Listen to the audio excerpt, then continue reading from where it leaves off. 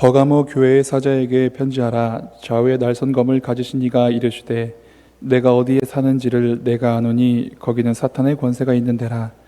내가 내 이름을 굳게 잡아서 내 충성된 증인 안디바가 너희 가운데 곧 사탄이 사는 곳에서 죽임을 당할 때에도 나를 믿는 믿음을 저버리지 아니하였도다. 그러나 내게 두어 가지 책망할 것이 있나니 거기 내게 발람의 교훈을 지키는 자들이 있도다. 발람이 발락을 가르쳐 이스라엘 자손 앞에 걸림돌을 놓아 우상의 제물을 먹게 하였고 또 행음하게 하였느니라. 이와 같이 내게도 니골라당의 교훈을 지키는 자들이 있도다. 그러므로 회개하라. 그리하지 아니하면 내가 내게 속히 가서 내 입의 검으로 그들과 싸우리라. 귀 있는 자는 성령이 교회들에게 하시는 말씀을 들을지어다. 이기는 그에게는 내가 감추었던 만나를 주고 또 흰 돌을 줄 터인데 그 돌 위에 새 이름을 기록한 것이 있나니 받는 자 밖에는 그 이름을 알 사람이 없느니라. 아멘.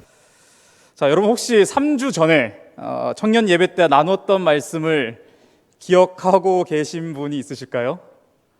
시간이 조금 지났지만 우리는 요한계시록에 나오는 소아시아 7교회 중 에베소 교회를 지나 버가모 교회에 대해서 함께 살펴보면서 우리 공동체, 우리 청년 공동체에게 주시는 하나님의 은혜를 함께 나누어보고 또한 묵상해 보았습니다. 그래서 3주 전인가요? 군대 얘기도 하고 충성, 정체성 얘기도 했던 것 다들 기억하시죠? 오늘은 에베소 교회를 지나고 그리고 서머나 교회를 넘어가서 이제는 오늘 이 시간 버가모 교회의 사자에게 주시는 말씀을 통하여서 오늘 우리에게 주시는 하나님의 은혜에 대해서 함께 묵상하고 나누는 시간을 가져보고자 하겠습니다. 여러분, 당대 버가모라는 도시는요, 서머나라는 도시를 기점으로 북쪽으로 약 110km 떨어진 곳에 위치한 도시였습니다. 앞서 살펴본 에베소, 서머나와 같이 버가모도 그 당시 대도시 중 하나였던 것이죠. 약 주전 2세기경부터 로마의 아시아 수도였고 사회적, 교육적, 문화적, 종교적 등의 다방면의 영역이 발달했던 대도시였습니다. 먼저 그곳에는요 20건이 아닌 약 20만 건의 도서를 소장한 대형 도서관이 있었다고 합니다. 그래서 지식적으로나 문화적으로나 크게 발전할 수밖에 없었던 도시였죠. 수준이 굉장히 높았던 도시였습니다. 또한 앞서서 종교 또한 발달했다고 제가 말씀드렸죠. 여러분, 이곳에는요 여러 신전과 제단이 있었다고 합니다. 여러분도 잘 아시다시피 그리스 로마 신화의 신화인 신화의 최고의 신인 누굴까요? 누구요? 제우스. 여러분, 우리가 어릴 적에 봤던 그리스 로마 신화 혹은 그리스 로마 신화를 기초로 한 올림푸스 가디언인가요? 혹시 여러분 저와 연배가 비슷한 걸로 알고 있는데 다 봤다면 저와 다 비슷한 걸로 알고 있어요. 네, 안 봤을 리가 없는데 너 때문에 흥이 다 깨져버렸어 이런 짤도 있었죠. 네. 여하튼간 그리스 로마 신화의 최고의 신인 제우스 신전이 이 버가모 도시에 있었다고 합니다. 그런데 제우스뿐만 아니고 전쟁의 여신, 여러분 다 만화를 안 보셨나요? 전쟁의 여신 아테네 신전도 있었고 또한 술과 풍요의 여신이 아니죠. 술과 풍요의 신인 디오니소스, 치료의 신인 아르클레피오스를 숭배했던 제단 또한 그 버가모 도시에 있었다고 합니다. 그 외에도 다양한 신을 섬기는 제단이 그 도시에 있었다고 해요. 그래서 이 버가모 도시는요 항상 무언가 태우는 냄새로 가득했다고 합니다. 짐승을 잡아 태우는 제사의 향이 항상 그 버가모 도시에 가득 찼다고 해요. 그리고 후에 절대적으로 숭배해야 될 대상, 바로 로마의 황제도 등장하게 되었습니다. 이 버가모 도시의 종교성은요 결국 최종적으로 로마 황제로 이어지게 되었어요. 그 도시 또한 로마 제국의 통치 속에 있던 도시였기 때문이죠. 여러분, 이와 같은 배경 속에서 버가모 교회가 세워졌습니다. 어땠을까요? 로마 제국에게 충성하지 않은 그리스도인, 다양한 신에 대한 숭배와 황제 숭배를 거부하는 그리스도인, 유대인과 달리 그 어떠한 협약도 없었기에 보호받을 수 없었던 그리스도인, 마치 미신처럼 보이는 그리스도인, 이것이 바로 버가모 교회 성도들의 상황이었습니다. 이와 같은 환경 가운데에서 우리 주님께서 말씀하십니다. 좌우에 날선 검을 가지신 이가 이르시되, 좌우에 날선 검을 가지신 이가 이르시되. 여러분, 검은 무엇을 상징하나요? 검, 힘입니다.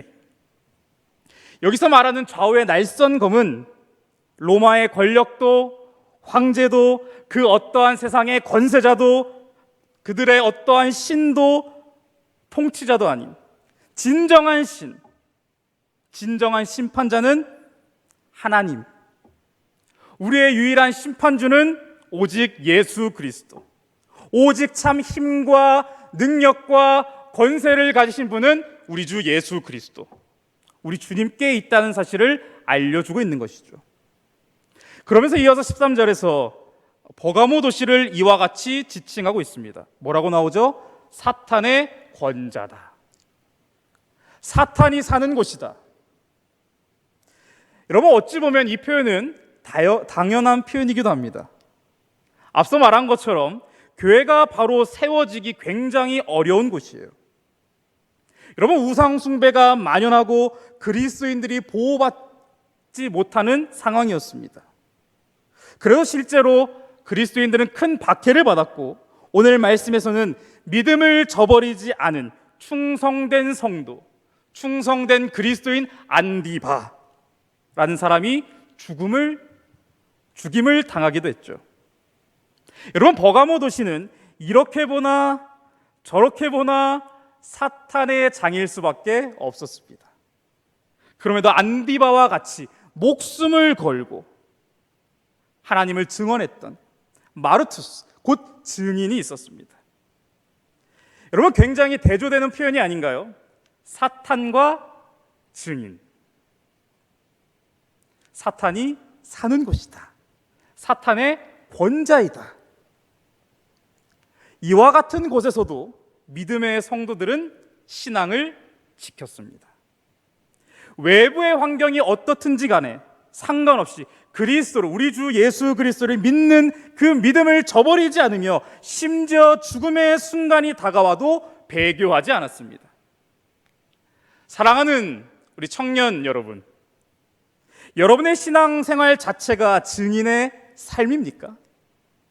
혹 그것이 아니면 사탄이 사는 곳과 같은 모습이 우리 가운데에 비추어지고 있진 않습니까? 우리의 환경과 상황, 여건이 마치 악이 득실득실되는 거짓과 모순과 온갖 추악함의 온상일지라도 나의 삶에서의 신앙은 어떠하십니까? 우리 양일교회 청년 공동체는 주님의 마르투스가 맞습니까? 우리 청년들의 각자의 삶은 주님의 마르투스입니까? 혹 사단이 사는 것 같은, 사단과 함께 동행하고 있는 것 같은 삶으로서 사탄의 권자로서의 역할을 우리가 하고 있지는 않나요? 우리가 사는 이 세상을요, 이분법적인 개념으로 다 해석하고 적용할 수는 없지만 그것을 뒤로 하고 한번 우리 생각해 보면 좋을 것 같습니다. 거짓과 온갖 권모술수가 만연한 우리의 삶과 우리의 환경 속에서 우리는 증인인가요? 아니면 별 다를 바 없이 똑같습니까? 사랑하는 여러분, 우리는 사탄의 권자가 아닙니다. 사탄이 사는 자리가 되어서는 안 되는 거예요. 사탄과 동행하는 듯한 그런 모습을 이제는 멈춰야 돼요. 비록 우리의 삶의 현장이 이러한 환경에 놓여 있을지라도 믿음의 성도들의 삶은 악이라도 버려야 돼요. 악은 모양이라도 버려야 되는 거예요. 여러분, 우리의 공동체, 우리의 삶의 자리, 우리의 가정과 학교와 일터에서의 모습이 안디바와 같이 충성된 주님의 마르투스, 우리 주 예수 그리스도의 증인이 되기를 간절히 소망합니다. 여러분, 이처럼 믿음을 굳건히 지키던 그리스도인들, 성도들이 있었지만 주님께서는 두어 가지 책망할 것이 있다고 오늘 본문 말씀에서 말씀하고 계십니다. 오늘 본문 말씀 14절 말씀을 보니까요, 발람의 교훈이다 라고 명시되어 있고 15절에는 니골라당의 교훈이라고 말하고 있습니다. 결국 이 니골라당이 발람의 교훈을 따른다는 건데요, 우리는 먼저 이 발람의 교훈이 무엇인지 역추적할 필요가 있습니다. 그러기 위해서는 민수기 22장부터 24장에서 등장하는 발람과 발락 이야기에 대한 대략적인 이야기를 이해하고 있어야 돼요. 발람이라는 사람은요, 모압 왕 발락에게 이스라엘을 저주해달라고 부탁받은 이방인 선지자였습니다. 하지만 모압 왕 이 발락의 부탁과 달리 발람은요, 저주가 아닌 오히려 복을 빌게 됩니다. 그러나 이러한 이 이방인 선지자도요, 발람도 후에는 하나님께 불순종하게 돼요. 성경에서는 발람이 발락에게 어떤 충고를 했는지 기록되어 있지 않지만 민수기 31장을 보면요, 모세는 모압 여인들의 행동을 발람의 때의 결과라고 말하고 있습니다. 그래서 후에 유대 전승에 따르면요, 발람은 거짓 선지자 그 자체를 상징하기도 했다고 하죠. 여러분, 그러므로 발람의 교훈을 따른다는 것은요, 곧 배교자다, 이단자다라는 의미가 여기에 담겨 있습니다. 오늘 본문에 따르면요, 이러한 이단자가 지금 그 당시에 활동했던 니골라 당입니다. 앞서서 에베소 교회에서도 이 니골라 당이 주의 대상이기도 했어요. 그들의 큰 문제를 오늘 본문에서는 두 가지로 말하고 있는데요, 우상의 제물을 먹는 것과 행음한다는 것입니다. 이 둘은 결국 이 도시에 만연했던 다양한 신의 숭배, 제사의 모습과도 연결되어지는데요, 여러분, 우상의 제물을 먹는다는 것은 단순히 제사의 음식을 먹는다는 단순한 개념으로 치부될 수 없습니다. 이것을 조금 풀어서 설명하면요, 당시에 버가모 도시에는요, 팔던 이 고기가요, 그 자리에서 도축한 것이 아니고 대부분 이 제사의 현장에서 나왔던 것의 일부를 취해서 시장에서 팔고 있던 것입니다.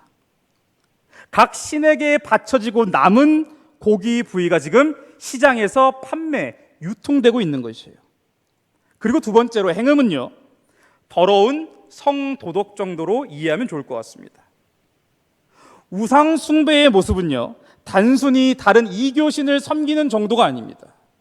그 제단과 제사 앞에서 온갖 성적 문란함, 난잡한 성행위가 행해졌습니다. 이와 같은 모습은요, 종교적으로 다양한 숭배의 모습이 있었던 도시에서 자연스레 발생했던 현상이었습니다.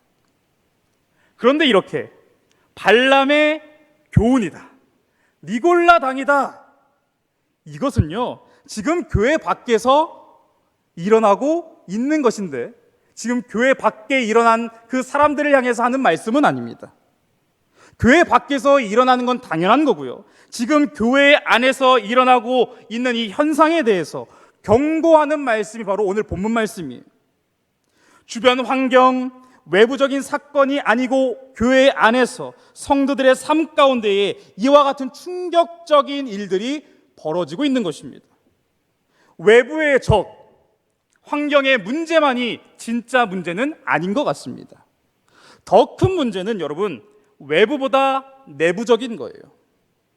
앞서 말한 충성된 증인 안디바, 그리고 안디바와 같은 신실한 그리스도인들도 있는 반면에 내부적으로 교회를 어렵게 하는 자들도 있었다는 거예요. 그래서 오히려 버가모 교회는 외부의 여건, 외부의 환경보다 내부의 문제 때문에 더 큰 어려움에 봉착하게 되었습니다. 오늘날 그리스도인으로서 살아가고 있는 우리의 신앙, 우리의 공동체, 우리의 교회도 마찬가지입니다. 사실 외부의 환경과 문제보다는 내부의 어려움, 내 안의 문제가 더 큽니다. 곧 우리는 우리와의 만남, 우리 각자는 나와의 만남이 이제는 필요한 것이죠. 교회가 교회 스스로 마주하는 것, 신앙의 공동체가 신앙 공동체 스스로 마주하는 것, 개인이 개인 스스로와 마주하는 것. 이상하게도 자꾸만 나의 신앙이 흔들리는 이유, 또한 교회를 지키기 위한 방법으로 외부의 문제를 끌어들이는 경우가 굉장히 많습니다. 나의 문제를, 나의 신앙적인 태도를 자꾸만 환경과 외부의 탓으로 타자에게 돌린다는 것이에요. 여러분, 그것은 분명 책임 전가입니다. 이와 같이 쓸모없는 모습들이 심화되면 심화될수록 개인의 신앙, 더 나아가서 공동체도 교회도 어려워지고 괴로워져요. 여러분, 문제를 자꾸만 외부와 타자에게 돌리지 마세요. 오히려 문제는 외부적인 것보다 내부적인 것, 타인보다 나을 수도 있습니다.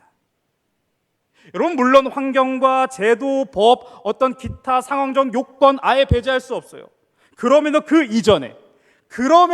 이전에 나의 신앙과 삶의 자리를 가만히 지켜보고 있으면 외부 환경보다, 여건보다 내부예요. 타인보다는 나예요. 따라서 우리는 이제 우리 스스로의 관점과 시선의 변화를 촉구해야 됩니다. 세상 탓, 환경 탓, 남 탓, 외부 탓, 물론 그게 문제일 수도 있지만 그것에 계속 몰두되면 몰두될수록 나의 신앙 성장은 저해되는 거예요.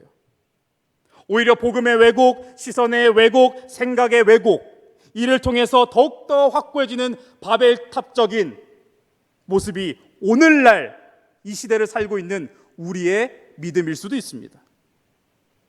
여러분, 그것은 결코 신앙의 성장도 영적 성숙도 아닌 나의 신념의 강화예요. 나의 신념이 강화될 수 있을지는 모르겠지만 나의 내적 성숙과 성장과는 여러분 아무 상관이 없어요. 여러분, 버가모 교회의 문제, 그들의 외부의 문제, 환경의 문제 당연히 있었어요. 그러나 주님께서 경고하시는 것은 그 도시에 가득했던 종교성도, 타락함도, 그 도시에 거주하는 수많은 사람들에 대한 회개가 아니었습니다. 버가모 교회 사자와 그 교회 성도들에게 말씀하시는 거예요. 오늘 우리에게도 동일합니다. 교회 외부에 대한 메시지가 아니에요. 뭐가 어떻고 누가 어떻고 환경이 어떻고, 우리에게, 우리 공동체에게, 우리 교회에게, 나에게 하고 계십니다.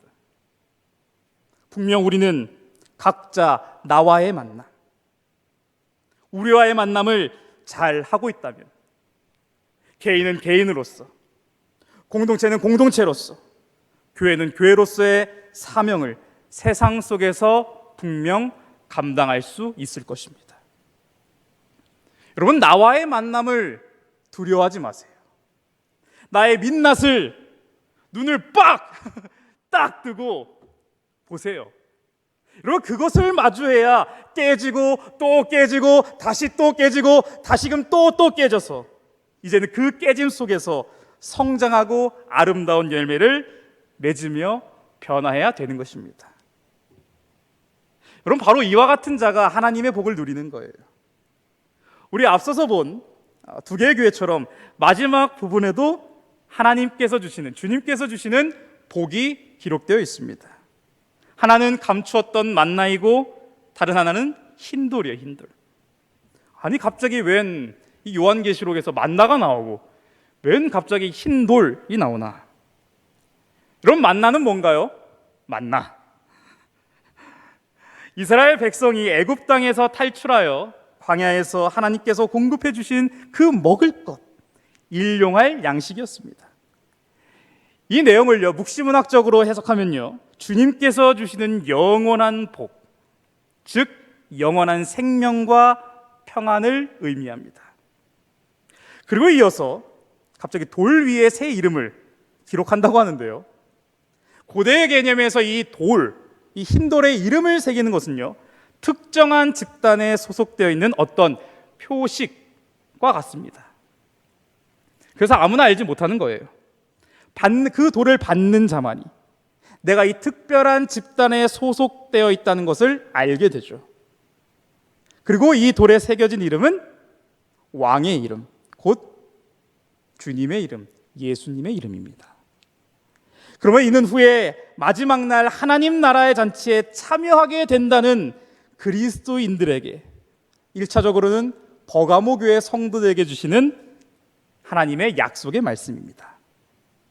결국 만나와 힌돌은요, 마지막 날, 우리가 마지막 날 때까지 굳건히 믿음을 지키며 살아가는 그리스도인들, 믿음의 성도들에게 주시는 그런 사람들이 이르게 되는 영광의 나라를 의미합니다. 그분의 능력과 위엄, 성품을 함께 공유하며 하나님의 영광의 나라에 이르게 된다는 축복과 격려와 응원의 메시지죠. 말씀을 맺습니다. 우리의 주변 환경, 외부적인 상황들이 나의 신앙, 나의 삶을 굉장히 어렵게 하는 것은 사실이에요. 그러나 그 문제들보다 더 큰 문제는요, 외부보다 내 안에, 우리 안에 있는 문제들입니다. 그러므로 나를 직면할 때, 우리 스스로를 직면할 때, 그 만남을 회피하지 않을 때 이제는 문제와 어려움을 해결하고 성장할 수 있습니다. 버가모 교회는 충성된 안디바와 같은 인물도 있는 반면에 니골라당의 교훈을 따르는 사람들도 그 안에 있었습니다. 외부의 온갖 우상 숭배와 같은 상황보다 더 큰 문제는 안디바와 같은 인물을 통해 배울 수 있듯이 내부의 상황, 내 안의 문제입니다.